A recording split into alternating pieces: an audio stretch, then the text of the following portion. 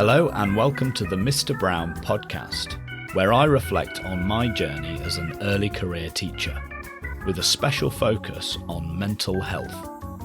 I am your host, James Brown.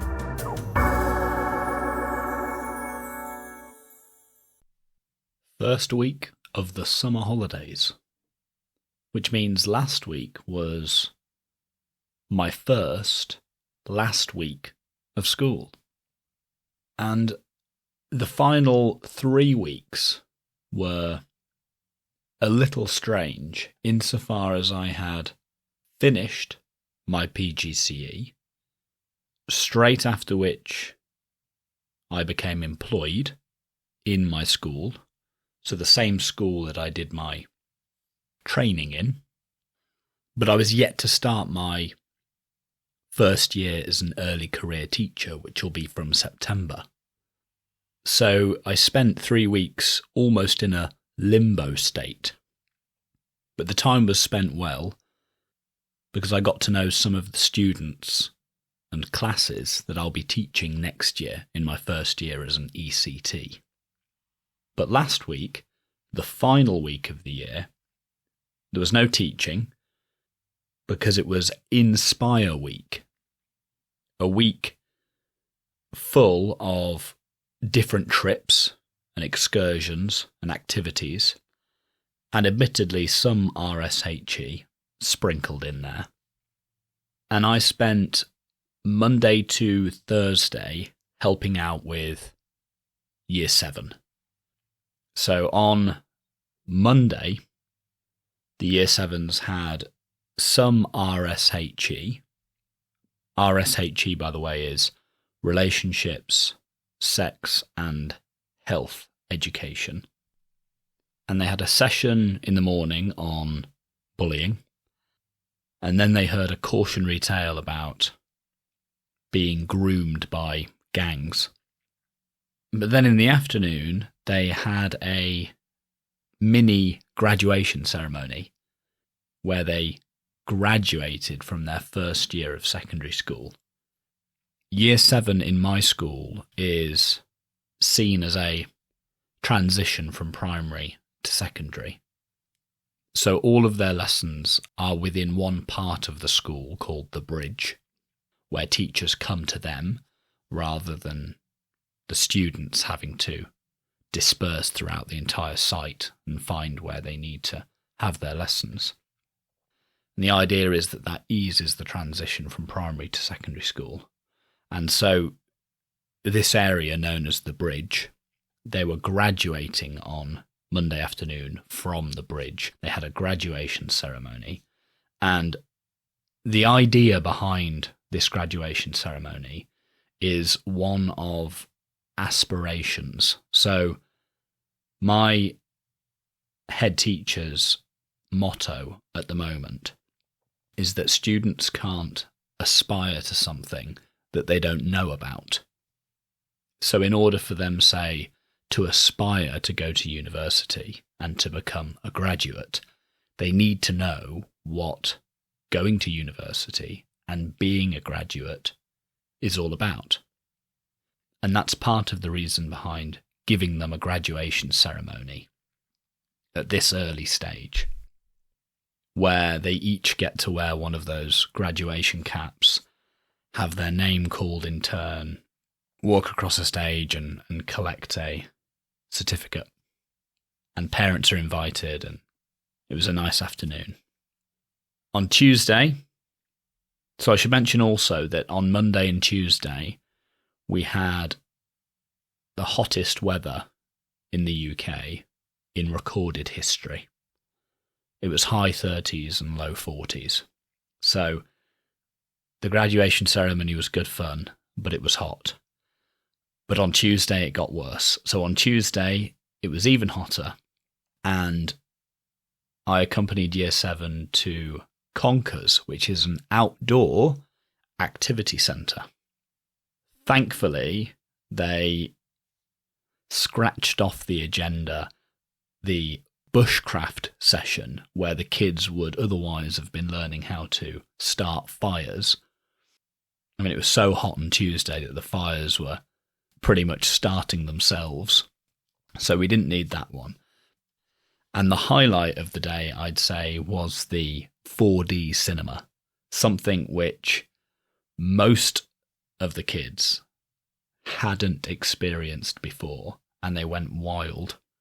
So we were watching a short film about an ant, an animated film about an ant going on an adventure in the undergrowth, and at one point there were spiders rushing past and something would tickle their feet.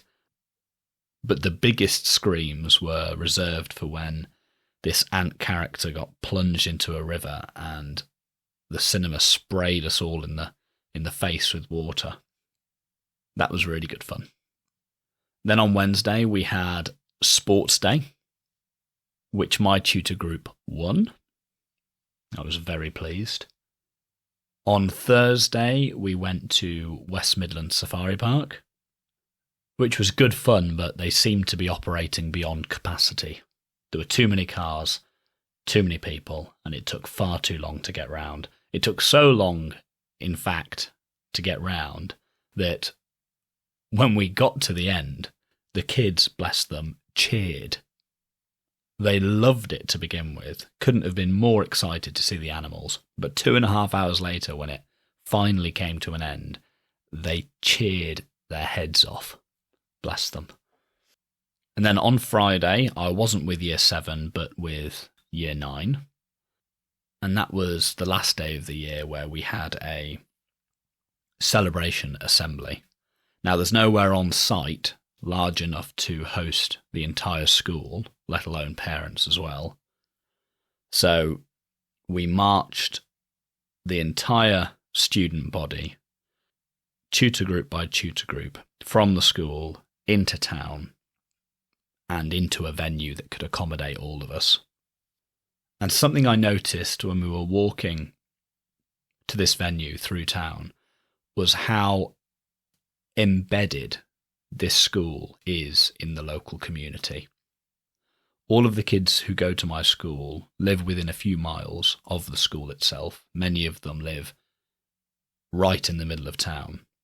Many of them live in the 2 tower blocks that overlook the school itself. And as we were walking to town, so many kids knew so many people, and so many people in town knew so many kids. They were shouting greetings in all sorts of different languages, and it made me really proud to be part of this community-based school. And I thought it stands in stark contrast to the school that I went to. I went to a private school out in the countryside, up on top of an isolated hill. And it had very little, if anything, to do with any local communities. And it's not something that I noticed or thought about at the time. But now, with hindsight, I think that was a real disadvantage when it came to especially character development. I believe that you develop character. And what I mean by that is I think that you become a good person in conjunction with other people becoming good people. You develop character as a community and by serving the community. That's something that my school does brilliantly, and I'm very proud to be a part of it. So that was the last week of the year, Inspire Week. Now there's one thing I want to discuss in a little bit more detail because it really intrigued me when it happened. So it was on that Tuesday when we went to Conkers, the outdoor activity centre, that boiling hot day.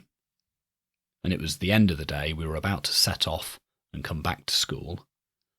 But before we left, we needed to take a register. Now, the aircon on this coach had been dialed up to 11, and it was very noisy.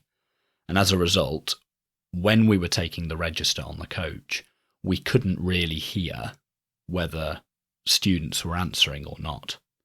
So we asked students instead to raise their hand as their name was called. The system worked to begin with, but then one student raised his arm not because his name had been called, but because he wanted to tinker with the air conditioning settings above his head. I asked him to lower his hand, and he didn't. Instead, he carried on tinkering and said something along the lines of, "But I'm too hot, I need to sort out the aircon." I asked him again, and still he refused. The third time I asked him, I also explained that we were currently taking a register where people were raising their hands, and the fact that he had his hand raised was confusing the count. So I explained this to him, and he immediately lowered his hand, which was great. But it really got me thinking, why didn't he lower his hand to begin with? Just because I, a teacher, was asking him to lower his hand. Why did I have to give him that explanation? Now, I didn't know this student. I know quite a lot of the Year 7s. I've taught 2 Year 7 classes this year, but not him. I didn't know who he was. He didn't know who I was. And so some might say that what we lacked in this interaction was a relationship. I don't find that particularly helpful. I find it a bit vague. So perhaps what it was that we lacked was trust. He didn't trust me when I asked him to lower his hand. But I still think that's a bit vague. I think we can do better. Now, often when we talk about trusting other people, what we're saying is that we believe those people have our best interests at heart.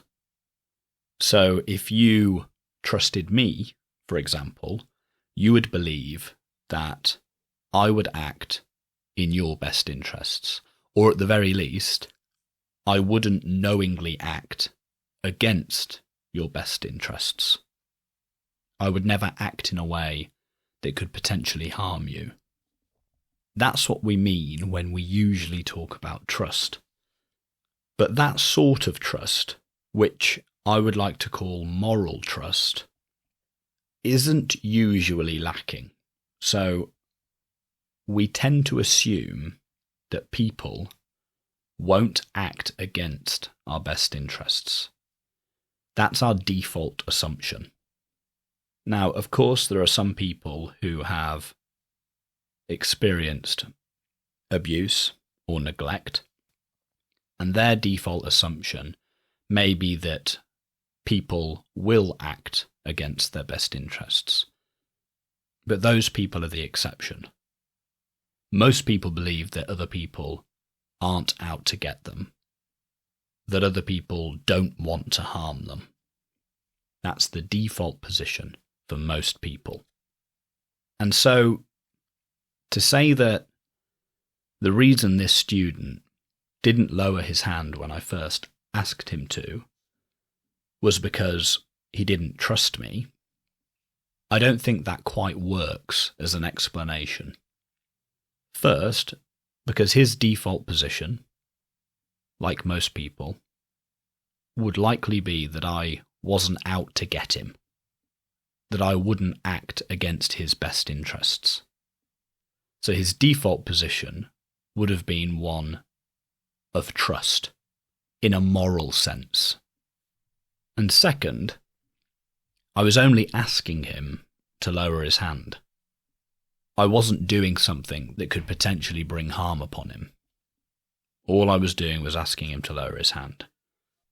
So I don't think that it was moral trust that was lacking here. What I think was lacking was something I'd like to call intellectual trust. He missed the explanation to begin with, where students were told to raise their hand in response to their name. He missed it.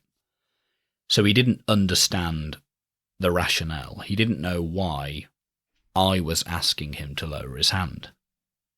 And therefore he believed that his reason for raising his hand and tinkering with the air conditioning, namely to try and cool himself down, he believed that that reason was the reason he should act on. He couldn't see why I was asking him to lower his hand. But when I explained to him that, no, hang on, you need to lower your hand because you're confusing the count here. We're taking a register where students are raising their hand in response to their name, and you're messing it up, okay? So you need to lower your hand. The second he heard that, and he could understand the reason behind my instruction, my request, he lowered his hand. So ultimately, he didn't respond to my instruction. He responded to my reason. He could see the sense in it once I had explained it to him, and accordingly he lowered his hand. And I think that as a new teacher, this may be something I have to do quite often. I need to make sure that I explain the reasons behind my instructions. I make them perfectly clear. Because otherwise, students may think that their reasons for not following instructions override my reasons, whatever they are, for issuing the instruction in the first place.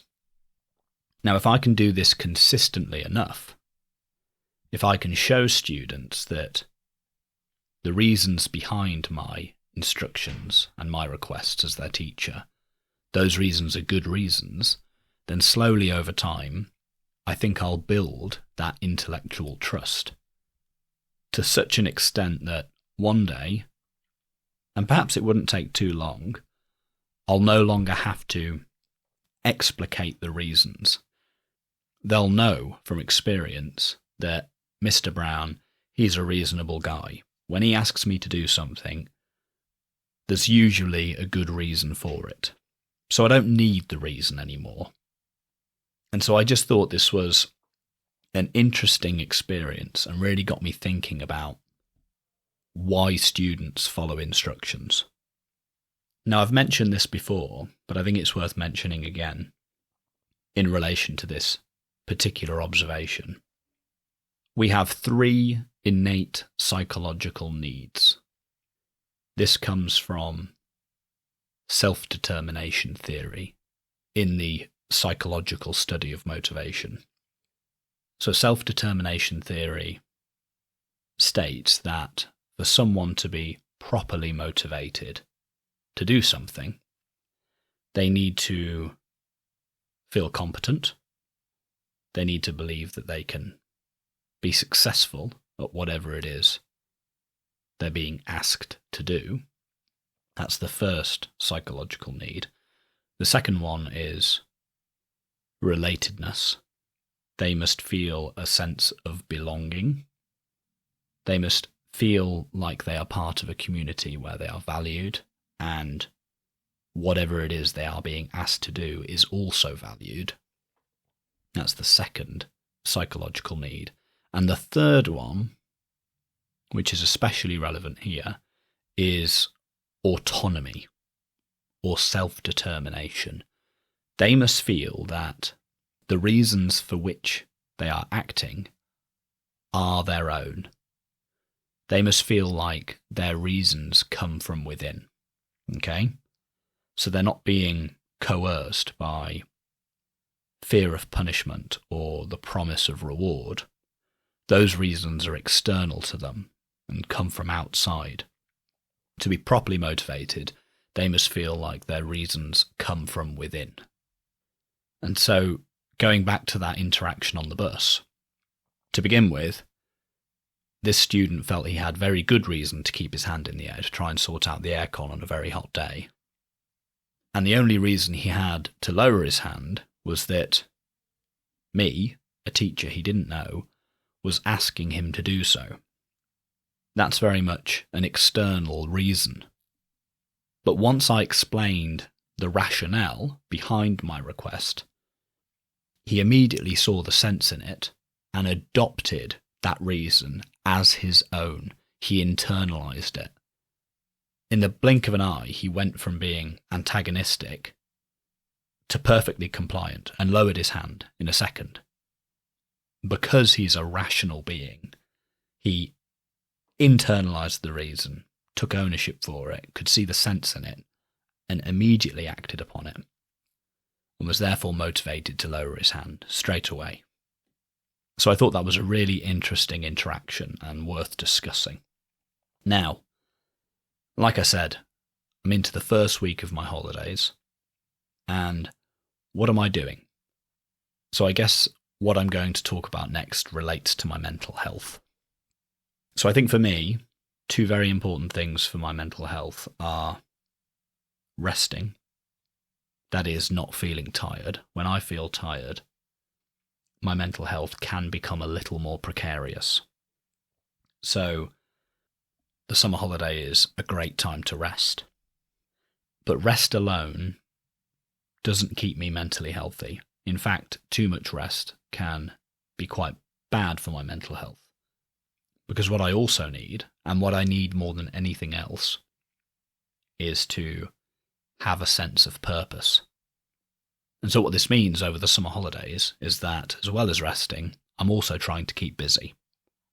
So I try to do 3 hours in the morning, 3 easy hours each morning, where I do something productive. And those things are, I am working through the unit assessments for the maths that I'm going to be teaching next year. I'm working through those unit assessments and completing those unit assessments. That's something that I do for 1 hour. For another hour, I am teaching myself computer science, which I will also be teaching next year. And for a third and final hour, I am doing some reading ahead of starting my Masters in Character Education next year. So I'm reading a book about character education. And then I have another hour where I kind of do odd jobs, other things that need doing, things that I don't necessarily need to do every day, but still things that need to get done at some point.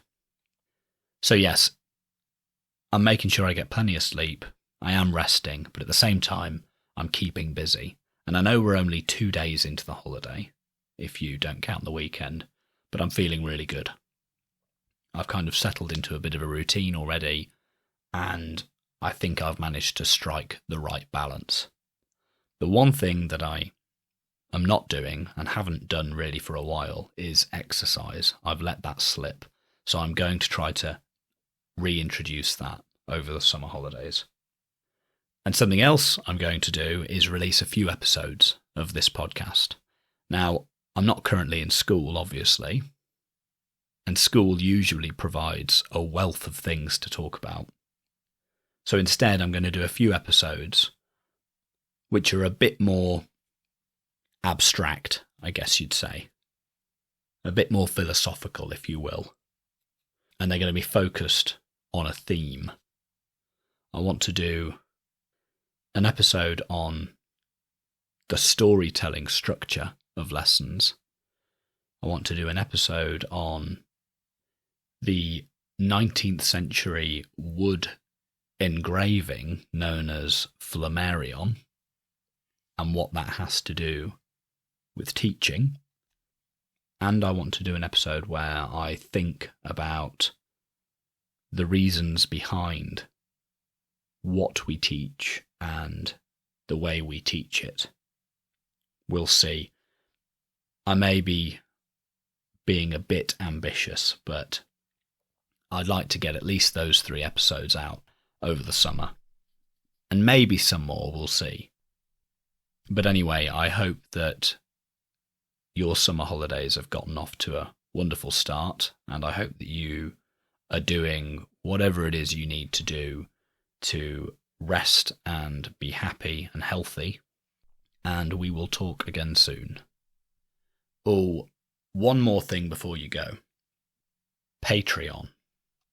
If you enjoy the podcast, the best way to support me would to become a patron on Patreon. Now, my only goal on Patreon at the moment is for my creative efforts, this podcast, and also a blog that I hope to start soon. My goal is for them to pay for themselves. So the current monthly cost is £14. I have one monthly patron who's contributing £4.50 a month. I think it might be my mum. And if it is, thank you, Mum. But I'd love to get some more patrons so that I could hit that £14 a month goal. So that's just £9.50 more a month that I would like to raise. Now, each one of these episodes, I try to produce 2 episodes a month. Each episode probably takes 2.5 hours to produce. So that's around 5 hours a month that I spend creating this podcast.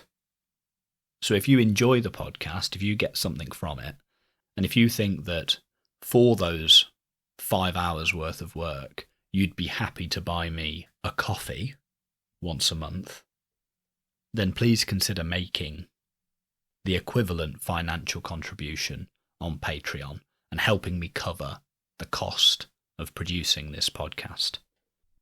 And you can find a link to my Patreon in the show notes. Thank you for indulging me. And now I really will say goodbye. I'll talk to you again soon. If you enjoyed this episode, please spread the word in person and on social media. You can follow me on Twitter at Mr. BrownPod or email mrbrownpod@gmail.com. Please subscribe, rate and review in your directory of choice. Please also consider becoming a patron at patreon.com/Mr. BrownPod and helping me cover the cost of producing the podcast. Thank you and talk again soon.